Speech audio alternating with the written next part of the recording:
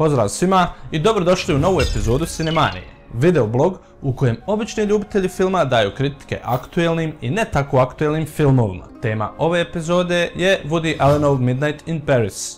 On je između ostalog režirao i napisao brojne filmove, od kojih izdvajamo Manhattan Murder Mysteries, Celebrity te Match Point. U glavnim ulogama Owen Wilson kao pisac Jill, Rachel McAdams kao njegova zaručnica Inez, Kurt Fuller i Mimi Kennedy kao Jillovi punac i punica, Tom Hiddleston u ulozi Scotta Fitzgeralda, te Kathy Bates kao Gertrude Stein.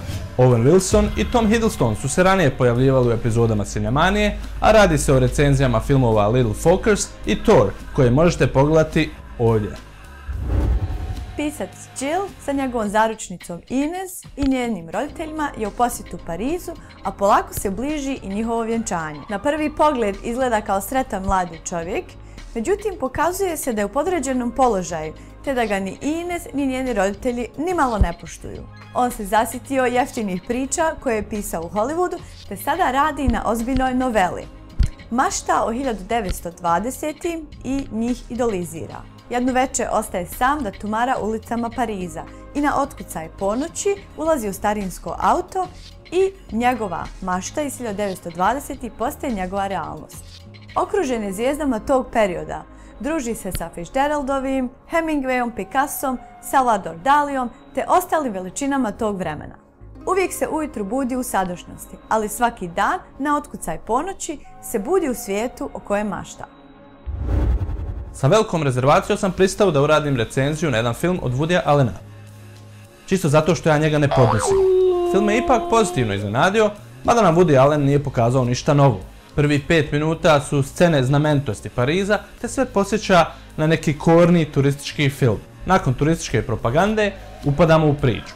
20. godine su sjajno opisane, a i gluma je na solidnom nivou. Atmosfera u filmu romantizira Pariz kakav je nekad bio. Film nije tipična romantična komedija i nema dovoljno ostrogena da se sa njim može oprat pod. Iako ne volim Woodya Allena kao ni njegove filmove, ovome ću filmu dati solidni 69%. Neću ići toliko daleko da preporučim ovaj film, osim ako ste vi ljubitelji Allenovih filmova, onda ga obavezno pogledajte. Film po meni nije romantična komedija, nego romantična drama.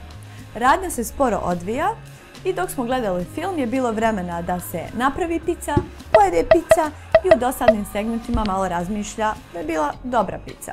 Muzika je jednolična kroz cijeli film i meni je dosadila nakon 5 minuta, ali kasnije ti ne može izaći iz glave, što nije nimalo pozitivna stvar.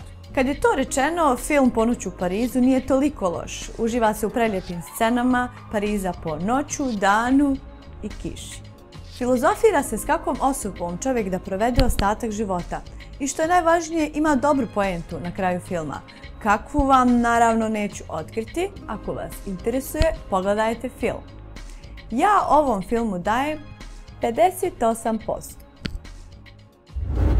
Možete nas pratiti putem ovih platformi, a tu su i portali koji redovno objavljuju Cinemaniju u svom sadržaju. Kliknite ovdje da pogledate prethodne epizode Cinemanije, a tu je playlista prve sezone.